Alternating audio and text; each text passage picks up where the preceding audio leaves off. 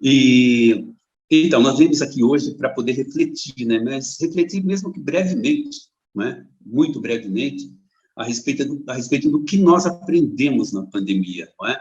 O que ela nos ensinou e ela continua nos ensinando. Isso vai ser algo que vai perdurar, não é? Porque nós não aprendemos ainda tudo o que ela veio nos trazer, não é mesmo? E nunca é demais continuar refletindo isso, porque é uma situação nova, a pandemia é uma situação nova, assim como as consequências da pandemia é uma condição nova, e principalmente os seus impactos, não é?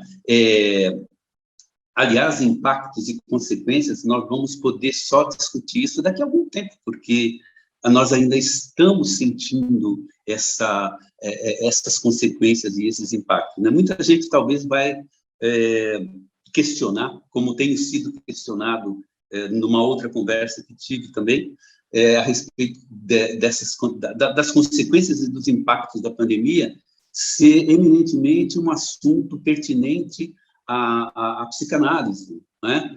Mas ela também pode ser um tema sujeito a reflexões filosóficas, sem dúvida nenhuma, não é? Por quê? Porque a filosofia ela não vai trazer para você, por exemplo, nenhuma receita ou então nenhuma saída para esses impactos e consequências da pandemia. Mas, no mínimo, a filosofia vai ajudar a compreender o que está acontecendo e o que a gente pode fazer com o que está acontecendo, né?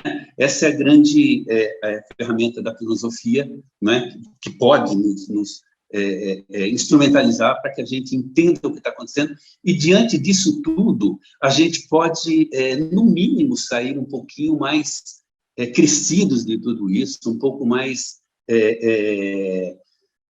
dinâmicos, porque o que está acontecendo, por exemplo, como o nosso isolamento, essa coisa nova que nos pegou de surpresa, não é mesmo? Ela vai expor muitas coisas diante de nós, principalmente as nossas fragilidades, os nossos medos, as nossas angústias, mas também ela vai colocar também diante de nós, por exemplo, a nossa coragem, não é? E porque de repente tudo começa a acontecer de uma forma que ninguém esperava. De repente um bichinho invisível, minúsculo, né, que ninguém vê, inclusive, ela começa a determinar o espaço, né, que eu posso ocupar, não é? Ou seja, me confina, me tira do meu mundo dinâmico que eu estava vivendo, não é? Ou seja, esse bichinho minúsculo que a gente nem consegue enxergar muda a minha relação com o mundo, não é? E diante de mim ela apresenta a oportunidade, por exemplo, de me conhecer um pouco melhor, não é? A oportunidade de conviver com a minha família, de mergulhar, por exemplo, na minha subjetividade, não é? Mas acontece que também isso pode ser, tem dois caminhos, né? Mergulhar na minha subjetividade, mergulhar na convivência muito mais estreita com a minha família, pode ser gratificante, mas também pode ser angustiante, porque nós, assim como nós não nos conhecemos muito bem, nós também não conhecemos muito bem aqueles com os quais nós convivemos, porque a dinâmica que nós estávamos vivendo era uma dinâmica, assim, muito diferente. Nós não estávamos acostumados, por exemplo, a conviver 24 horas com os nossos afetos, por exemplo, não é? E principalmente conosco mesmo, porque o que acontece? O próprio confinamento, esses últimos 2 anos, isso foi impactante, e eu quando faço essa reflexão, eu não faço essa reflexão baseada, por exemplo, num contexto filosófico, psicanalítico, eu faço essa reflexão baseada, por exemplo, na minha vivência, né? A minha vivência, as minhas angústias, os meus medos, os meus questionamentos, não é? Porque o que essa pandemia me coloca assim de frontalmente com o quê? Primeiro, ela me coloca frontalmente diante de mim mesmo, né? É como se eu estivesse olhando para um espelho e dizendo para mim mesmo, muito prazer, não é? Porque nós não estávamos tão acostumados a conviver conosco mesmo o tempo todo. E, de repente, nós nos confinamos e passamos a conviver 24 horas conosco. É estranho dizer que, como é que eu nunca convivi comigo 24 horas? Não é? Como eu não conseguia, por exemplo, viver 24 horas também diante do outro, que eu jurava que conhecia, mas será que eu conhecia? Não é? Então, a pandemia, ela me apresenta essa oportunidade, por exemplo, de conviver comigo mesmo, né, o tempo todo, e de me conhecer um pouco mais profundamente, não é? Só que isso também traz algumas angústias, não é?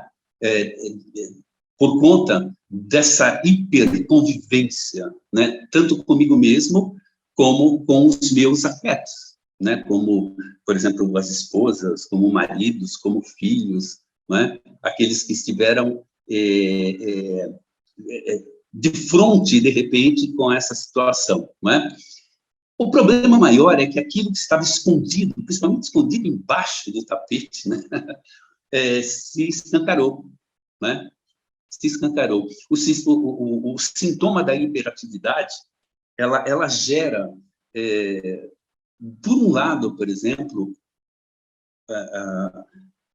coisas boas, como, por exemplo, eu conviver com a minha própria subjetividade, mas ela também começa a me apresentar, né, para algumas pessoas, a realidade daquilo que estava sendo relevado, aquilo que estava sendo escondido, aquilo que estava, como popularmente as pessoas chamam, nem sendo empurrado com a barriga. Não é? Para você ter uma ideia, houve uma certa... Essa pandemia também trouxe uma outra pandemia, né? Foi a pandemia dos divórcios. Para você ter uma ideia, dados do ano passado, não é nem desse ano, do ano passado, houve um aumento de 177% nos pedidos de divórcio. É uma pandemia de divórcios, né? Para você ter uma ideia, o Google, ele apresentou, eu estava pesquisando, ele apresentou buscas online a respeito de como eu entrar com o pedido de divórcio em mais de 10.000%, não é?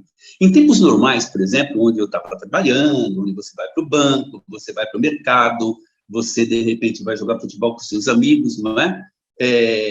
Você consegue mediar, por exemplo, a sua convivência com os seus afetos por essas atividades, não é? Então, essa convivência mediada com, né, de atividades, vai fazer com que eu, por exemplo, não tenha tempo e nem espaço, por exemplo, para viver os meus conflitos. Mas, de repente, tudo parou, eu tive que me confinar, e agora? Né? O trabalho, ele já não é mais o trabalho que eu tenha que sair de casa, eu já não tenho mais aquele espaço de tempo, por exemplo, entre sair de casa e voltar para casa, não é? E aí a hiperconvivência começa a pesar na convivência principalmente dos afetos, com a família, enfim, e até mesmo consigo mesmo, não é? Eu brinco, por exemplo, de ficar imaginando, não é? Que pessoas, inclusive eu tenho amigos que ficaram em home office, não é? E trouxeram o trabalho para sua casa, não é? E trouxeram o trabalho para um espaço onde ele convive com a sua família, convive com o seu cachorro, convive, por exemplo, o mesmo espaço em que ele por exemplo, brinca lá com o seu gato, como você está brincando, não é? Ele está trazendo esse trabalho para dentro do espaço dele, não é? O mesmo espaço em que eu me alimento com minha família, que eu almoço, que eu janto, que eu transo, não é? De repente, nesse mesmo espaço, está sendo dividido, por exemplo, com a reunião com o meu chefe, a reunião com os meus clientes. Então, quer dizer, é como se o meu espaço comum fosse invadido por essas questões. E isso, sem dúvida nenhuma, que vai desestabilizar qualquer relação, não é? Nós fomos pegos, assim, de surpresa com relação a isso. Eu estou dizendo isso não com relação a mim, porque, felizmente, eu já estou aposentado e não tive que fazer um trabalho home office, mas eu tenho muitos amigos que, inclusive, ligaram para mim e falaram a respeito de tudo isso, né? Como eu disse antes, isso pode ser gratificante e angustiante. Eu tenho o caso de um amigo muito próximo, que talvez esteja até na live aqui, né, assistindo, quando ele me ligou, logo no começo da pandemia, o ano passado, né, a empresa dele mandou ele para home office, né? E ele me ligou feliz da vida, ele falou, puxa, que legal, não vou precisar pegar mais trânsito, eu não vou precisar, por exemplo, acordar 2 horas mais cedo, eu não vou precisar, por exemplo, ficar aguentando toda a pressão que eu aguento, por exemplo, na minha empresa. Isso foi ótimo para ele. Nossa, eu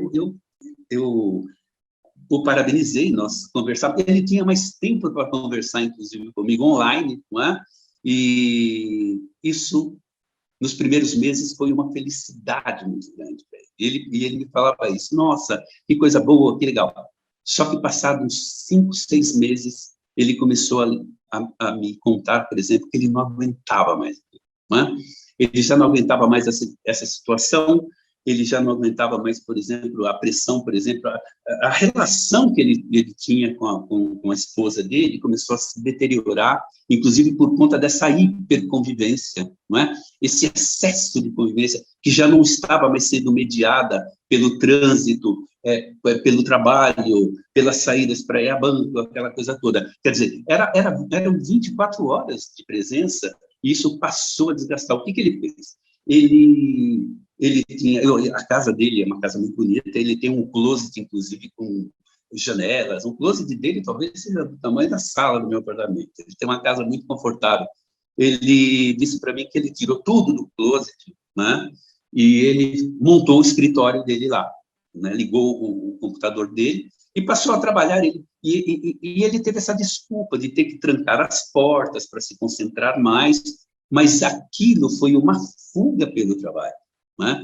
Ele estava fugindo dessa situação de hiper, né, convivência com a família, com a esposa, e aquela história toda. Ou seja, ele passou a trabalhar, por exemplo, 12, 14 horas por dia, porque ele se refugiava no closet trabalhando. Né?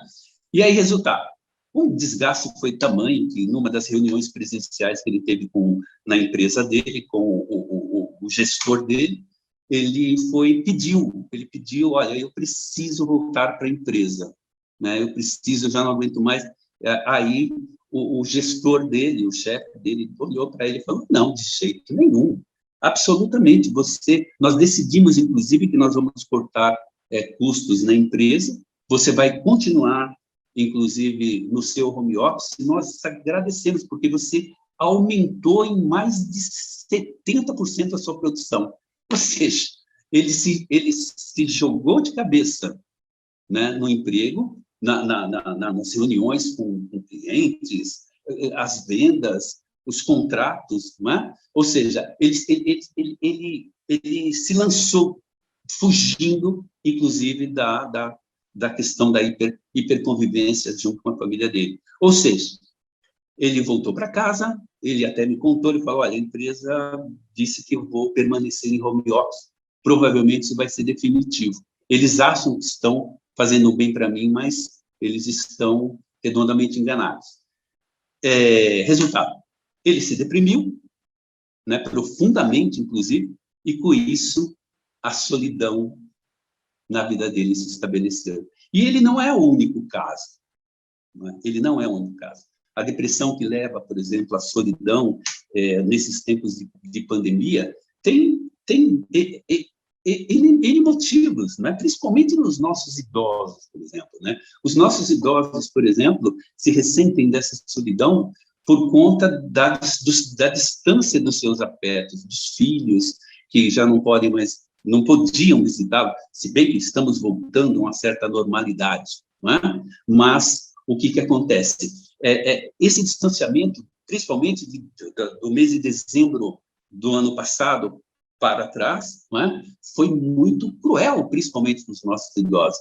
E também para aqueles que tiveram que ficar confinados dentro de suas casas em trabalho de home office. Né? Foram muitas as queixas de solidão. Eu tenho, por exemplo, uma pesquisa aqui que aumentou em mais de 80% as consultas, por exemplo, de psicanalistas e psicólogos, por conta da questão da solidão, por conta da depressão, por exemplo, que a solidão estava causando nas pessoas. Mas será que ela é tão ruim assim, a ponto de nós acharmos que ela é um mal, né? Provavelmente porque a maioria das pessoas, elas associam a questão da solidão, por exemplo, a abandono, a sentimento de vazio, não é? Mas será que a solidão é tudo isso mesmo, não é? A correria do nosso dia a dia nos afasta dela, nos afasta da solidão, não é? A ida ao banco, a ida ao mercado, a ida ao trabalho, a reunião com os amigos, não é? Isso nos afasta da solidão. Mas será que nos afasta da solidão ou nos afasta de nós mesmos? Essa é a grande pergunta, por exemplo, não é? que a filosofia vai fazer, né, com relação a isso, né? Você foi forçado a se distanciar, por exemplo, dos seus afazeres, e de repente você se encontra e se depara consigo mesmo, e o que acontece? Você se aproxima dela, se aproxima da solidão. E, aliás, a pandemia nos jogou literalmente no colo da solidão, né? E isso começou a se tornar um problema, né? Mas o que eu diria a respeito da solidão? Eu acredito, inclusive, que o medo da solidão, o medo, o pavor que as pessoas têm da solidão, ela é muito mais apavorante do que a própria solidão em si, não é? Nós esquecemos que nós somos, por natureza, sós. Aliás, quem disse isso quem achava isso foi um filósofo alemão chamado Martin Heidegger. Heidegger dizia que, por essência, nós somos sós. Não é? Nós não somos seres, por exemplo, nós precisamos das pessoas, nós precisamos do outro, né? Nós somos seres de manada, não é? Mas nós somos essencialmente sós. Mas só que nós temos medo dessa solidão, a boa solidão, não é? Essa solidão, por exemplo, que faz com que você se aproxime de você mesmo, não é? E por isso mesmo que nós acreditamos que a solidão ela é sempre ruim. Né? Aliás, o Alceu Valença, né? O Alceu Valença, músico brasileiro, fantástico, né? Ele tem uma música chamada Solidão, né? E ele define muito bem esse sentimento, que é um sentimento, por exemplo, que não é muito verdadeiro do ponto de vista filosófico, talvez seja muito mais verdadeiro do ponto de vista, por exemplo, daquelas pessoas que se deprimem por conta disso. E já é uma pegada mais psicanalítica e não mais filosófica, né? Na música do Alceu Valença, ele fala assim, a solidão é fera, olha só, como ela é definidora, não é? A solidão é fera, a solidão devora, né? É amiga das horas, primeiro irmã do tempo, e faz nossos relógios caminharem lentos, causando descompasso no meu coração. Veja bem que o Alceu Valença, ele coloca de uma forma em que as pessoas padecem essa questão, por exemplo, da solidão, né? E isso é o senso comum. O senso comum acredita realmente que a solidão ela é devoradora, ela consome as pessoas, não é? E será que ela é realmente essa coisa ruim que o senso comum e que a poesia ela coloca? Nós, por exemplo, quando pensamos, por exemplo, né, na própria literatura, né? Não sei se vocês já leram, mas Ana Karenina, de Tolstói, e muitos muitos livros, por exemplo, que discutem essa questão da solidão, coloca realmente ela como devoradora, né? Devoradora de almas, ela adoece a alma, né? Mas será que é isso tudo mesmo? Um dos únicos filósofos que nos apresenta, né? E é um filósofo contemporâneo, aliás, ele não é um filósofo contemporâneo, ele é um filósofo que ele divide a história da filosofia, não é? Ele é o pilar, por exemplo, divisor entre a filosofia moderna e a filosofia contemporânea, que é Friedrich Nietzsche, né? Um filósofo fantástico, simplesmente fantástico, um filósofo que denso, bastante denso, e que é necessário, por exemplo, que ele seja olhado e visto com outros olhares, porque, inclusive, Nietzsche, ele não tem uma boa fama, principalmente na filosofia ocidental, porque ele é tido como um filósofo negativista, nihilista, que significa nada. Ele é um filósofo, por exemplo, que matou, para o senso comum, ele é o filósofo que matou Deus. E, na verdade, não é bem isso, não é? Nietzsche foi um dos filósofos, tanto Nietzsche como Heidegger, né? Mas principalmente Nietzsche, foi um filósofo que ele conseguiu colocar a filosofia, por exemplo, a reflexão filosófica, a serviço, por exemplo, de nós entendermos literalmente o que é essa solidão. Talvez o termo solitude, que você, inclusive, citou no início aqui, que por definição, a boa solidão. Não é? É quando você consegue conviver consigo mesmo e com a sua solidão. Você é feliz por estar só. Não é? Você aceitou ser sua própria companhia. Né? Essa solitude, por exemplo, Nietzsche já vivia isso no século XVIII. Não é? Por quê? No século XIX. Por quê? Porque Nietzsche dizia, por exemplo, na solidão, olha só como é profundo essa reflexão de Nietzsche. Ele fala, na solidão, o solitário devora-se a si mesmo. Na multidão, devoram-no inúmeros. Então, escolhe.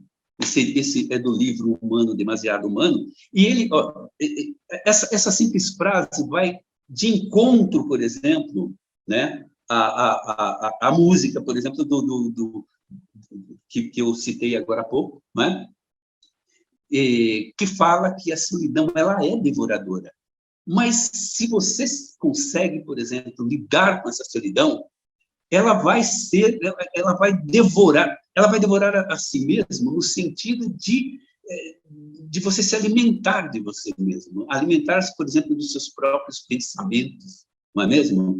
E Nietzsche, principalmente Nietzsche, ele tinha esse senso de dizer que aquilo, e ele sofreu muito, não é, com isso.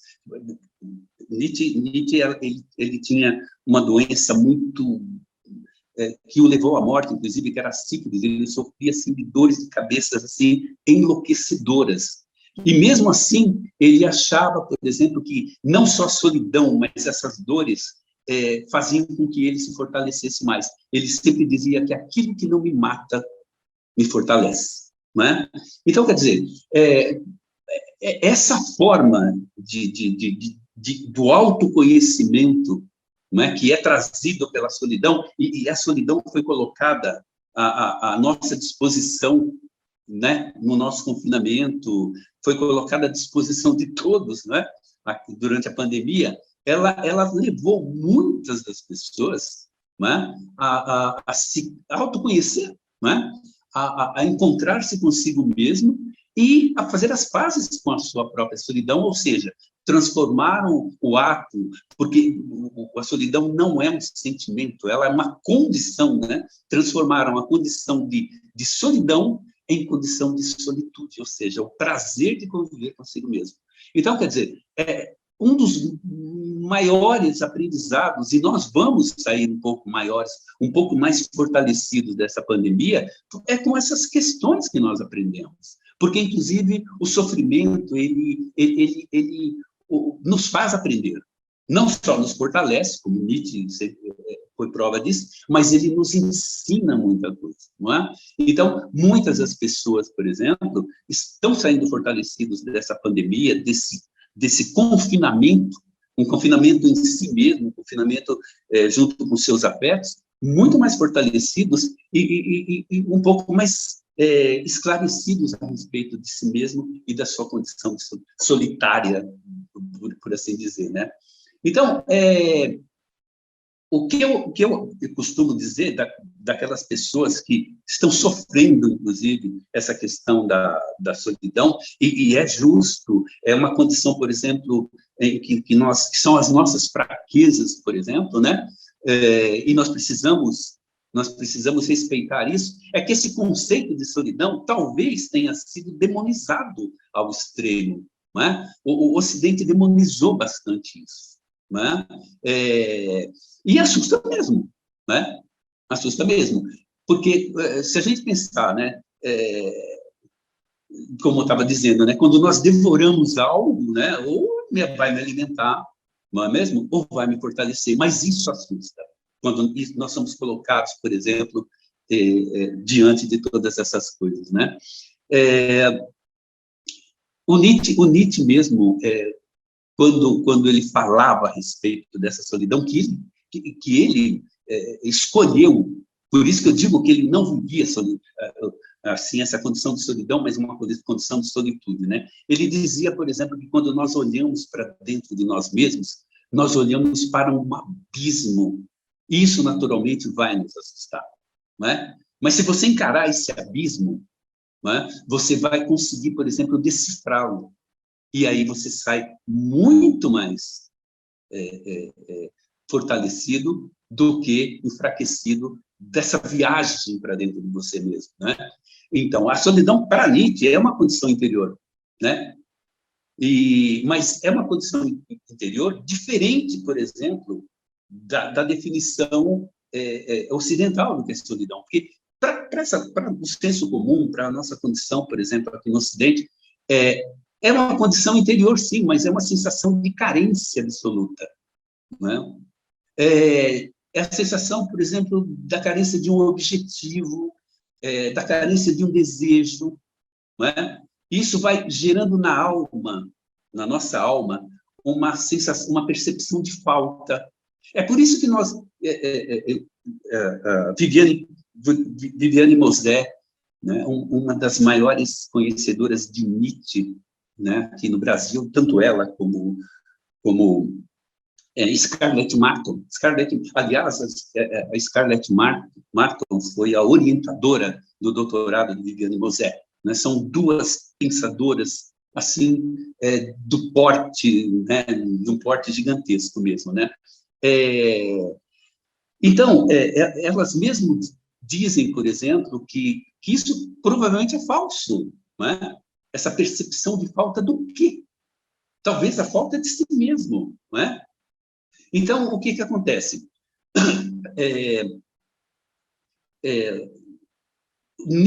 Tanto Nietzsche quanto Heidegger, por exemplo, eles vão confrontar, por exemplo, essa concepção ocidental, principalmente, talvez até antifilosófica mesmo, de que é uma condição interior de carência absoluta, de um objetivo de desejo, falta de objetivo de desejo, e que gera na alma uma condição de falta. Isso faz com que a alma adoeça realmente, não é? Por quê? Porque, por exemplo, por que eu digo, por exemplo, a nossa condição de ocidentais? Porque o Ocidente, e essa vida, por exemplo, essa dinâmica da vida ocidental em que nós vivemos, quando nós, por exemplo, damos valor, por exemplo, a coisas que estão fora de nós, e por exemplo, que muitas vezes nos afastam, principalmente nessa nossa era, por exemplo, na era da solidão das redes sociais, não é? Isso faz com que a nossa alma vá adoecendo de alguma forma. Para você ter uma ideia, por exemplo, eu sou do tempo em que para falar com alguém, eu tinha que pegar meu telefone, discar. Talvez tenha muitos jovens aí que nem sabem o que é discar, não é? Mas eu discava um número no telefone e falava com a pessoa do outro lado da linha. Talvez o jovem nem vai saber o que é linha também, não é? Mas o simples fato de falar com alguém, não é? E aquilo, na minha época, era uma tecnologia fantástica, gera dentro de mim a citocina, ou seja, é um hormônio que faz com que eu sinta a proximidade do outro, não é? E, de repente,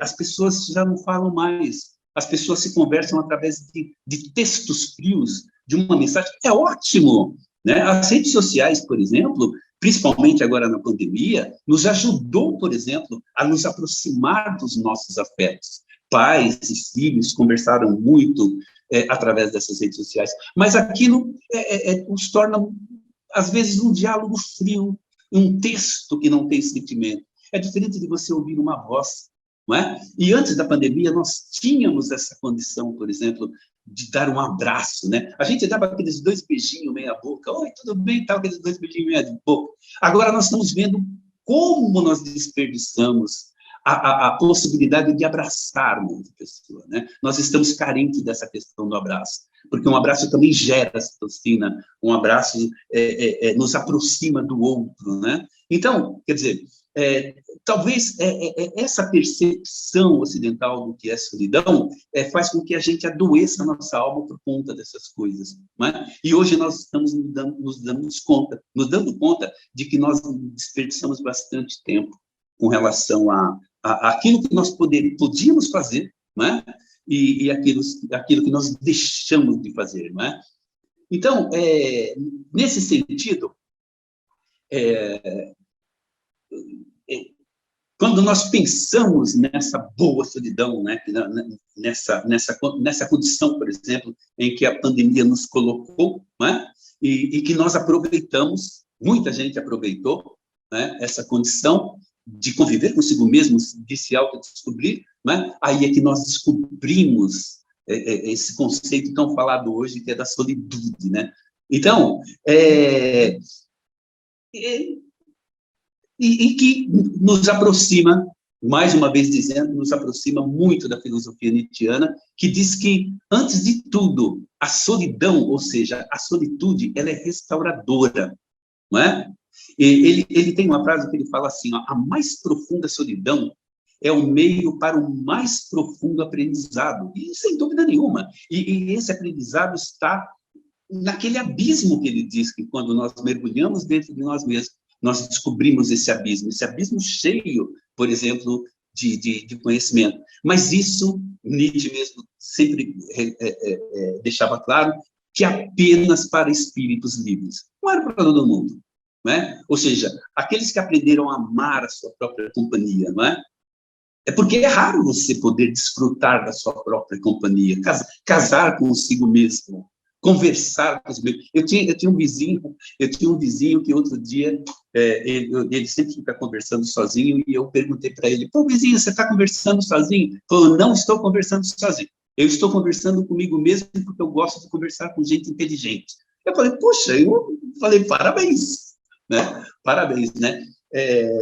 Oscar Wilde, né? Um escritor, Oscar Wilde, famosíssimo, né? Ele tem uma frase também em que ele diz assim, ele fazia, na época, isso no século XIX também, ele fazia muitas viagens de trem, né?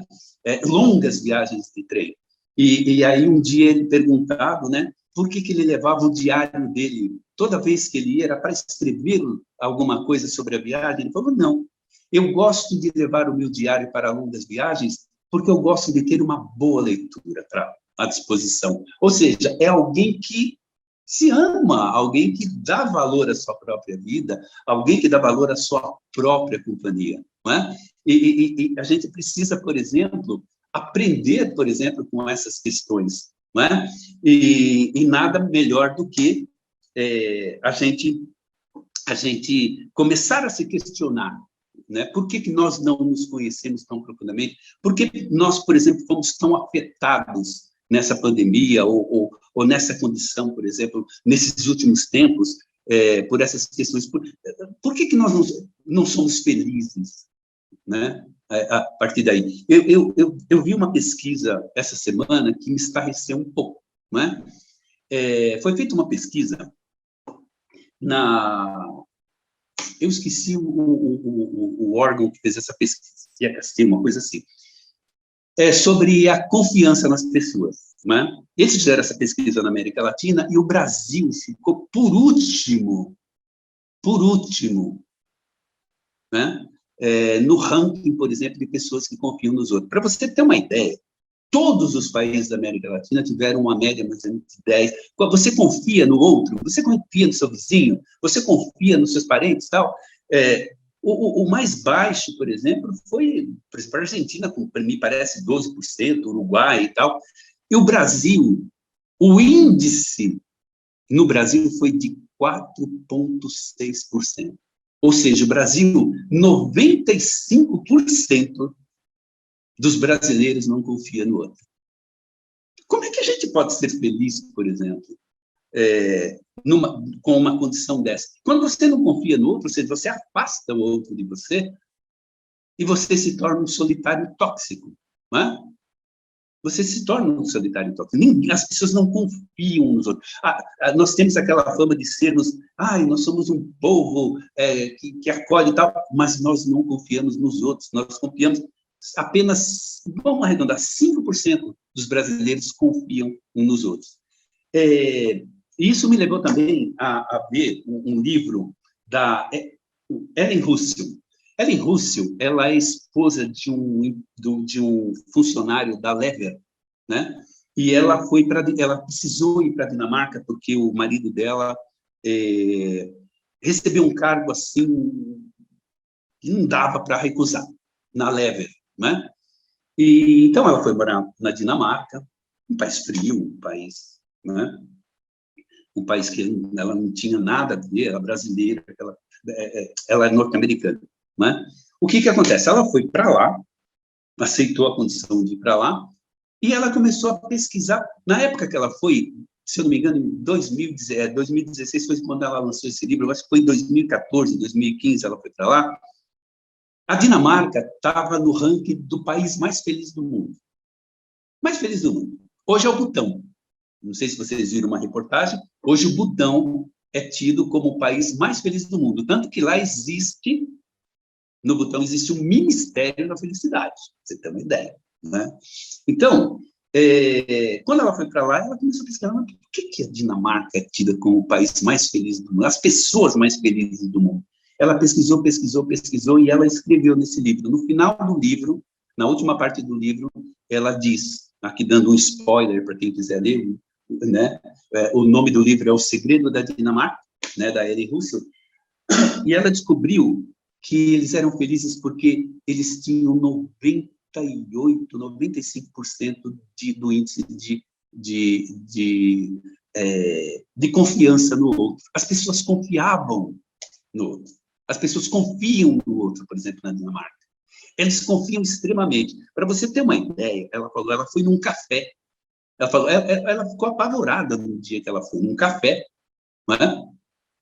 Que dentro de um supermercado tinha café, um tipo de uma galeria, e ela percebeu que tinha 2 ou 3 carrinhos com os bebês fora, na porta, tomando um sol, porque a Dinamarca não faz muito frio. Estavam ali tomando um sol, os bebês ali, sozinhos, e as mães estavam dentro do supermercado, fazendo suas compras ou tomando um café. Quando ela olhou aqui, falou, meu Deus, essas crianças vão ser sequestradas daqui a pouco. Não, as pessoas não sequestram crianças na Dinamarca, né? Elas confiam de deixar seus bebês na porta do supermercado tomando sol enquanto elas fazem compra. E aí ela começou a fazer essa pesquisa e ela associou essa questão, por exemplo, da extrema felicidade do dinamarquês à confiança que ele tinha no outro, no seu vizinho, no seu parente. Ou seja, isso é realmente um índice, porque isso aproxima as pessoas. Isso faz com que elas não se sintam com aquela solidão tóxica, ou seja, né? Tá aí mais um fator, não é?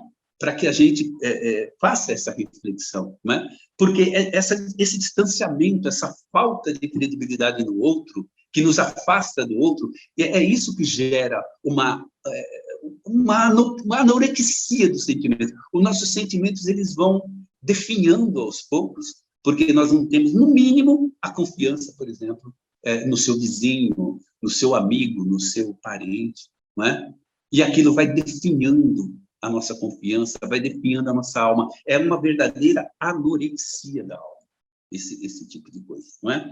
Então, eu creio que, mais ou menos, eu não sei como é que estamos de tempo, Eliane, mas é mais ou menos isso, essa reflexão que não termina aqui, não é? Se nós, por exemplo, formos... Toninho, pode estender, tem, assim, uns 10... São 10 para as 9, então tem tempo ainda, tá? Pode continuar. Certo. Perfeito. Então, tá legal. O que acontece, por exemplo, o que essa pandemia por exemplo, nos possibilitou foi realmente mergulhar, não é? Mergulhar dentro desse mundo e que a gente pudesse nos questionar. Inclusive, teve uma pergunta que passou de relance de uma menina aí, que ela falou: a gente tem medo de mergulhar dentro da gente, né? A gente tem medo de olhar para nós mesmos, não é? E exatamente isso. Nós não temos só medo de olhar para nós mesmos, mas nós temos medo de olhar para o outro, não é? E tanto que as pesquisas estão dizendo que essa falta de confiança no outro também reflete dentro de nós que é a falta de confiança em nós mesmos. Então, quer dizer, é um dado, mais ou menos, claro, que faz com que a gente se afaste, faz com que a gente vá se aproximando com muita desconfiança do outro, mantendo uma distância preventiva, né? O Leandro Carnal tem um livro fantástico chamado O Dilema do Porco-Espinho. Comprem, é fantástico esse livro. Ele inclusive, é um livro que ele vai definir realmente qual é essa nossa relação com o outro, né? Nesse livro, O Dilema do Porco-Espinho, ele vai relatar, por exemplo, que Arthur Schopenhauer, que é um filósofo também niilista, e foi, inclusive, uma das inspirações, foi inspirador, por exemplo, da obra de Friedrich Nietzsche, em certo momento também, não toda a obra de Nietzsche, né?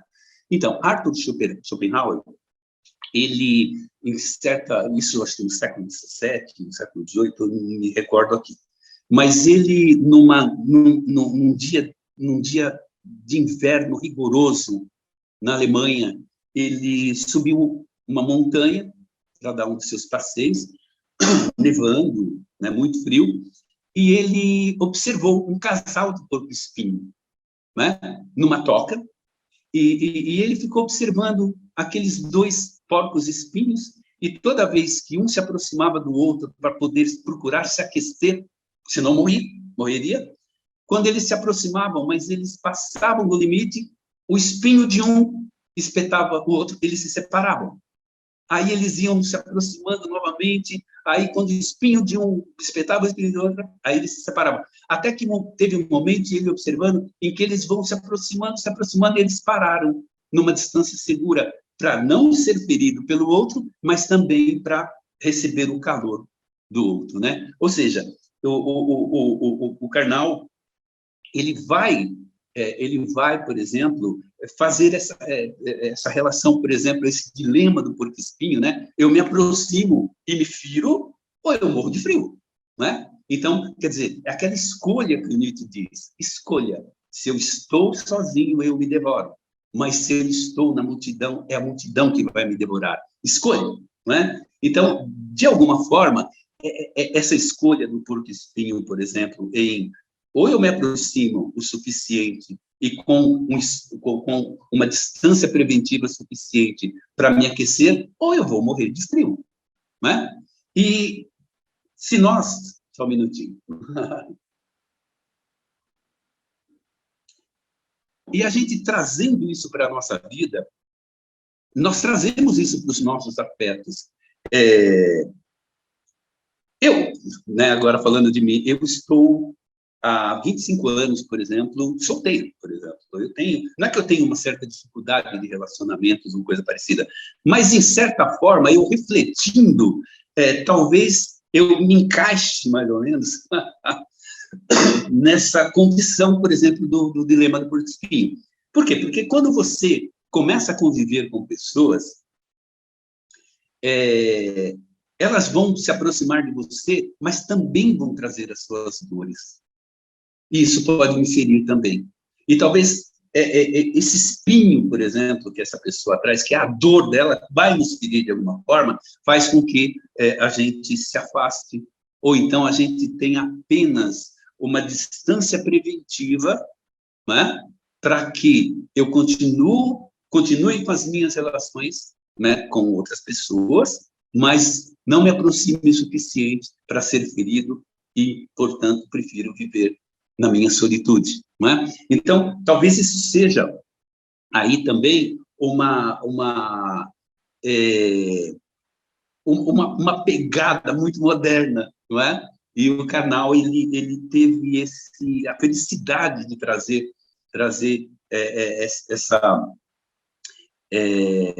essa coisa de Schopenhauer para a modernidade, para né, a contemporaneidade, e fazer essa análise perfeita, não é?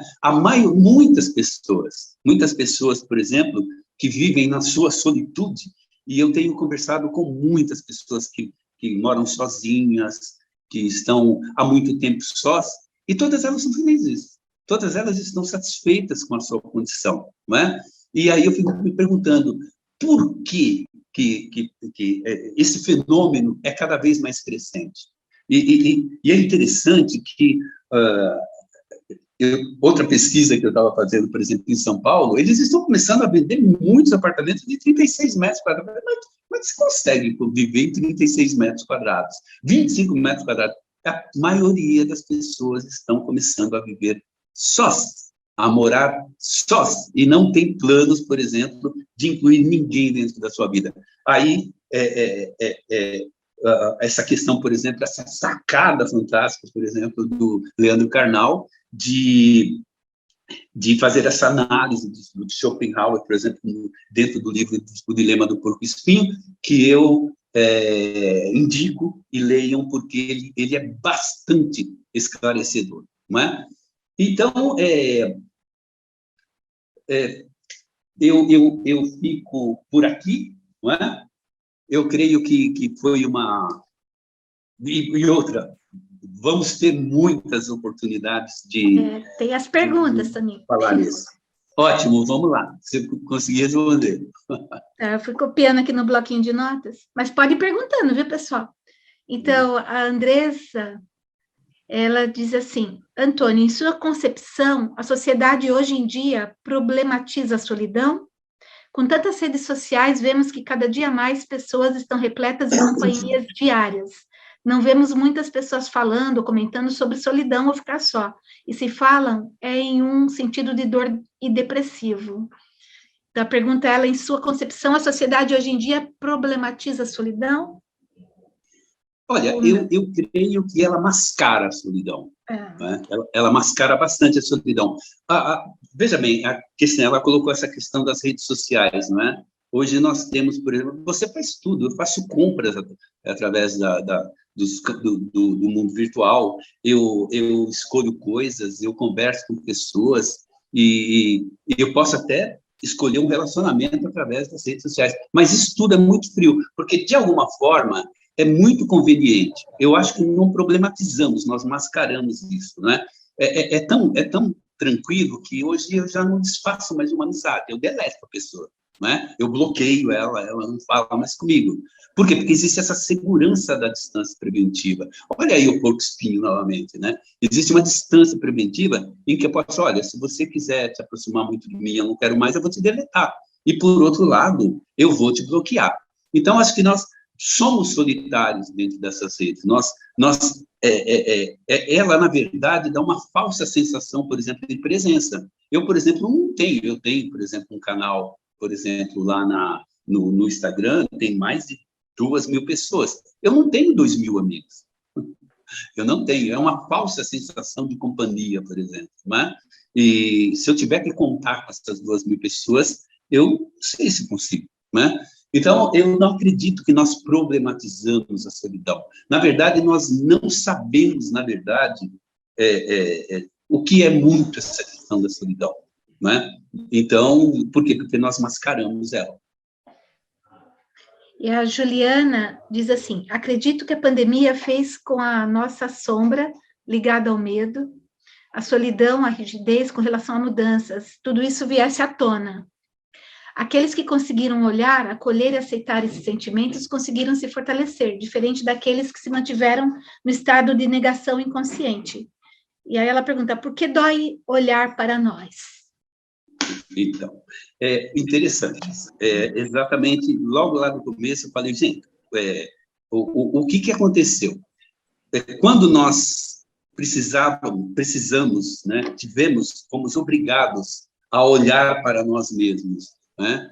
Quando nós precisamos a olhar no outro, e tiramos debaixo do tapete aquilo tudo que a gente escondia por conveniência, escondia eu não quero discutir isso agora, deixa isso para depois, ou seja, os adiamentos das nossas questões, as DR, né? As nossas DRs que foram deixadas para depois. Quando estamos diante dessa pandemia, aquilo tudo nem é tirado debaixo do tapete, simplesmente salta para fora, não é? E é potencializado. Às vezes, aquilo, sabe, aquelas manias. Tem muita gente que não aguenta a mania do seu parceiro, né? Talvez ele chupe o dente, talvez ele palite o dente, aquela coisa toda, ou então ele pisca muito rápido. Quer dizer, são manias que a gente vai relevando, deixa para lá, tudo. Por quê? Porque eu passo 12 horas fora de casa e não estou o tempo todo me relacionando com aquelas manias, né, de uma pessoa que eu amo, de uma pessoa que eu gosto e que é próximo, e é um dos meus afetos. Mas quando eu sou confrontado e preciso conviver com essas pequenas... Eu estou dizendo manias porque você vê que é umas pequenas coisas.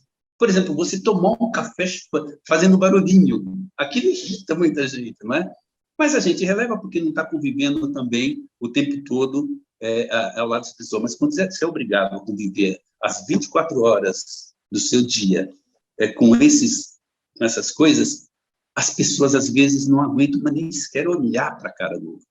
Né? E aí é que vem, por exemplo, os conflitos. Os conflitos gente, conflito, eu acredito que não nasce, por exemplo, de grandes causas, ou de grandes coisas, ou de grandes defeitos. Conflitos, principalmente de duas pessoas que convivem, nascem de pequenas coisas. Né? E aquilo vai num crescendo, aquilo a ponta do iceberg, aquela coisa toda, de repente as pessoas estão pesquisando online para saber como é que se separam, como se divorciam. Né?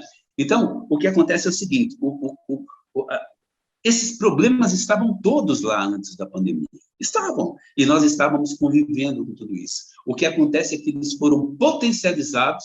Por quê? Por conta da convivência, da hiperconvivência que nós fomos obrigados a ter. A hiperconvivência, quando eu digo, é a hiperconvivência comigo mesmo e com os meus afetos, com aqueles que convivem comigo dentro da mesma casa. Não sei se respondi para ela, mas... Então, tem alguns comentários, né, mas perguntas diretas... São comentários. Mas é interessante isso, né, que a gente vê na pandemia, o fato de nós usarmos máscara é que nos ajudou a tirar as máscaras, né? Tirar as máscaras. Trocadilho interessante. Exatamente. Entrar em contato com a gente mesmo. Exatamente. Aquele negócio de você olhar para dentro, para o seu espelho e falar para você, muito prazer. Mas, Toninho, assim, eu acho que é uma pergunta geral, né? Tudo bem. As pessoas que sentem dor por causa da solidão, qual seria a saída, assim? Eu sei que é um tema mais psicológico esse, né? Que não é o teu da filosofia, mas... Exatamente. Como assim, eu disse para você, porque é uma linha tênue. Uma linha tênue, uma linha tênue mesmo, entre, por exemplo, uma análise filosófica e uma reflexão filosófica, por exemplo, ou uma análise, né, com um psicoterapeuta, com um psicanalista, ou coisa parecida. Se você não quiser entrar nessa questão, tudo bem, tá? Mas eu sei que é uma questão geral. Inclusive, meu filho é um psicanalista, né, o Caio Marcelo, ele é psicanalista, psicólogo, e nós já tivemos, assim, grandes conversas a respeito de tudo isso. Eu até brinco com ele e fico provocando ele. Falo, olha, o cara que sai, por exemplo, que é problemático, que se deprime ou coisa parecida, ele está, por exemplo, ele é coerente, porque ele não está aceitando os absurdos da própria vida, os absurdos, por exemplo, do mundo, o absurdo da convivência. E aí o que acontece? Ele se deprime e fica doente. Aí vem você, como psicanalista, e tenta recolocar ele dentro do problema que ele está tentando escapar. Né? E ele fala, peraí, não é bem assim, não. Né? Ou seja, talvez essa resposta caiba muito mais realmente essa questão, por exemplo, da psicanálise, não é? Porque a filosofia ela não vem, por exemplo, para dar respostas, ela vem para questionar. ela vem, por exemplo, para pimentar, não é? Então, exatamente, a Simone Nardi, que é minha amiga, né, fez uma pergunta, Eu posso, uma antes de colocação. você entrar na questão da Simone, em relação a essa pergunta que você está fazendo, que eu coloquei, né? É porque aqui no Facebook está acontecendo algumas coisas também, né? Então, Sim. o Clélio, ele colocou assim, que eu acho que é a resposta a essa pergunta. Como é que a gente faz para não se sentir tão sozinho? Aí é Nietzsche. Ele tirou do site da Escola Gaia, né? Que é uma escola bem antiga também. Exatamente. Aí ele colocou uma frase de Nietzsche assim, olha que legal, eu adorei. Para um homem devoto, não existe solidão. Essa invenção foi feita somente por nós, os sem Deus. Para o sem Deus, exatamente, o sem Deus. O que ele quis dizer com isso, por exemplo, né? Para um homem devoto, aquele que sempre vai ter, por exemplo, o onipotente, sempre vai ter Deus, sempre vai ter a religião, sempre vai ter, por exemplo, essas companhias, não é? Mas para o sem Deus, por exemplo, ele só pode contar consigo mesmo, e é aí que ele se descobre, não é? Então, quer dizer, essa solidão de Nietzsche, que para mim é a solitude, é essa grande descoberta. Ele, por exemplo, não coloca a vida dele, ou o conhecimento dele, por exemplo, nas mãos do onipotente, nas mãos de um Deus que não está presente, não é mesmo? Ele mesmo busca e ele mesmo, no seu próprio abismo, acaba descobrindo tudo isso. E, realmente, a razão, ele tem toda a razão, que apenas para os sem Deus que essa possibilidade é colocada. Não é? Sim. E você consegue ler a pergunta da Simone? Ou você quer que eu... Não, ela passou rapidamente por aí. Então tá. Né? Ela diz assim... Ela estava falando de Hannah Arendt. Aliás, a Simone Nardi, minha amiga, fez filosofia com a gente lá na Universidade Metodista, e ela gosta muito de Hannah Arendt. Ela, inclusive, fez trabalho sobre Hannah Arendt, né? Muito, muito bom. E ela estava falando que, realmente, a Hannah, ela colocava que todas essas questões, todas essas coisas, são heranças dos nossos pais. Ou seja, nós vamos reproduzindo cada vez mais essas coisas, não é? E nós somos apenas reprodutores, por exemplo, de hábitos, de costumes, de pensamento, e a gente não se questiona. O legal é que a filosofia, ela, como eu te disse, ela não vai te propor uma cura, ela não vai te propor, por exemplo, uma solução, mas ela vai questionar sempre para que a gente se aparte realmente dessa herança, que muitas vezes é uma herança maldita, não é? Aquela herança, por exemplo, nossa, eu fiquei até mais ou menos aos 15 anos de idade sem comer manga com leite, né? Eu me arrependo porque quanta manga com leite eu deixei de comer, né? Porque minha mãe falava que aquilo mata, não é? Então, quer dizer, brincando, mas são crenças e hábitos, por exemplo, que vão cristalizando dentro de nós mesmos, e nós não questionamos. O bom da filosofia é que ela faz esse questionamento. Ela só te questiona e pergunta, tome cuidado, você vai querer ou não? É o que o Nietzsche sempre coloca. O que você vai escolher? Você é livre para escolher. Você vai escolher o onipotente ou você vai escolher o seu próprio abismo, não é? Então, é nesse sentido que a filosofia ela não é instrumental, a gente não pode instrumentalizar a filosofia, é um erro muito grande, que as pessoas pensam que, às vezes, até confunde muito essa questão da filosofia com questão de autoajuda. A filosofia de vida não existe, né? A filosofia, ela jamais vai te dar uma resposta. Se ela te der uma resposta, ela autoajuda. Tome cuidado, né? Você está sendo manipulado. O que vai acontecer, o que acontece é o seguinte, ela vai te instrumentar, né? Ela vai te dar a ferramenta. Ela não é uma ferramenta, mas ela vai te dar uma ferramenta para que você desconstrua determinados hábitos, para que você desconstrua determinadas situações e consiga entender-se a si mesmo. Você jamais vai se sentir solitário, por exemplo, se você conseguir a chave do armário e tirar de lá de dentro o esqueleto e jogar fora, e sepultá-lo, né? Mas se você não descobrir a chave para tirar de dentro dos seus armários os seus esqueletos, você vai ser sempre um solitário, um deprimido, você sempre vai ser alguém negativo, alguém que, olha, tem uma visão de mundo cinza, não é? E assim por diante. Então, a filosofia serve como essa chave, né?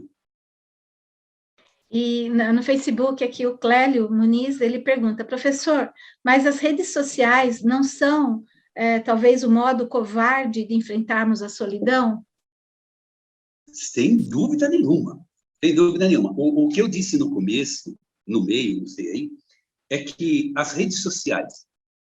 Porque, olha, veja bem, que pergunta interessante. Antes da pandemia, né? E a gente, nossa live se chama A Solidão na Pandemia. Antes da solidão na pandemia, nós vivíamos uma outra pandemia, que era a pandemia da solidão. A pandemia da solidão. Antes, lá em 2019, nós não falávamos em pandemia do coronavírus. Nós falávamos numa pandemia de solidão, né? E por quê? Porque aí foi colocada a questão das redes sociais, por exemplo, como aquelas que mecanizaram as nossas relações. Elas mecanizaram de tal forma que as pessoas preferem, por exemplo, ter na palma da sua mão o controle de, por exemplo, das pessoas com quem ela vai conversar ou com quem ela deixa de conversar. Então, quer dizer, é aquilo que eu estava até dizendo, quando você ouve a voz de alguém, aquilo gera citocina, mas quando você escreve um texto, aquilo não gera sentimento algum. Então, o que acontece? Nós estamos apartados, né, virtualmente, e o que acontece? Isso é um mecanismo que é uma falsa sensação de que não somos solitários, né? Tem gente, por exemplo, que só se comunica através do Facebook, através das redes sociais, mas não tem o contato humano, aquele contato humano mais próximo. E aí, o que acontece?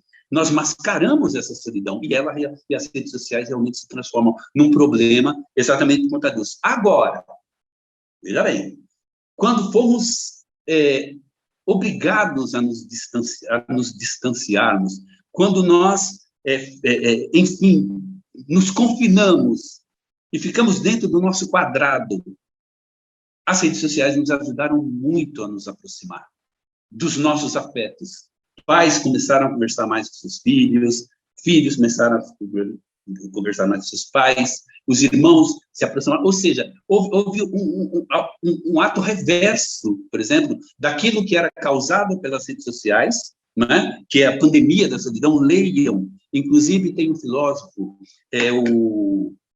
não é o Karnal, é o Clóvis de Barros, não, Clóvis de Barros não, eu lembro já. Ele fala muito a respeito dessa questão da solidão, a pandemia da solidão, não é?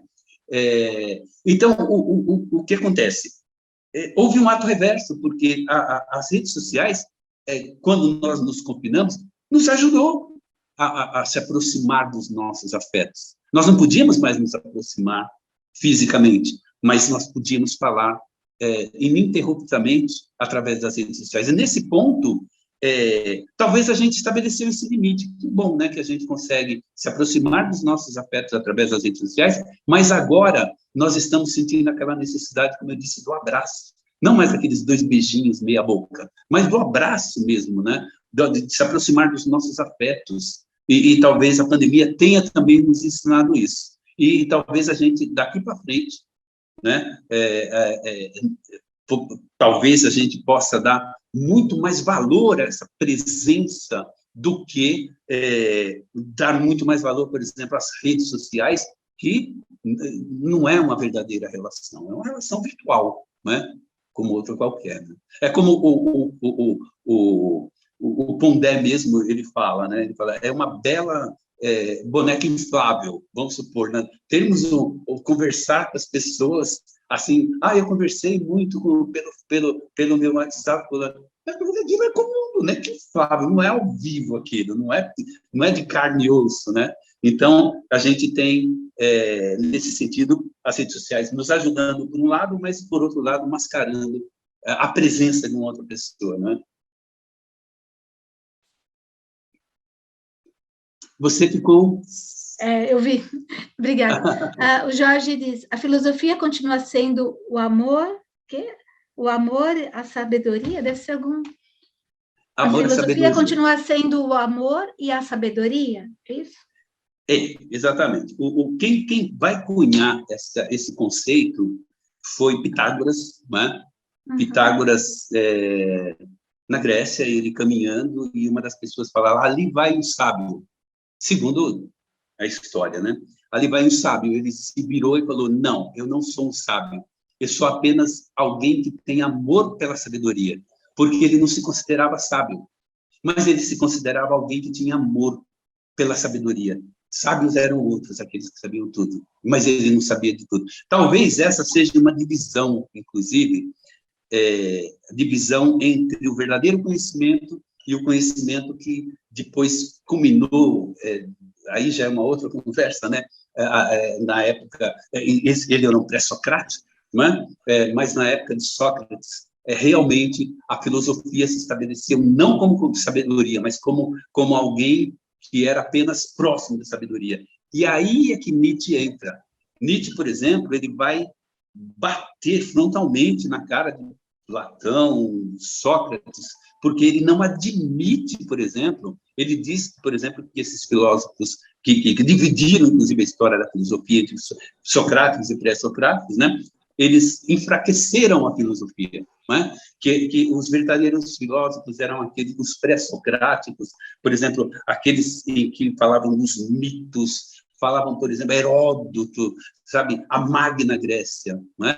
Então, depois de Sócrates, ele falou, a filosofia desaparece, porque eles enfraqueceram a filosofia. E culminou tanto que, dentro dessa concepção, foi o próprio Pitágoras que cunha essa frase, né, de que é apenas amigo da sabedoria.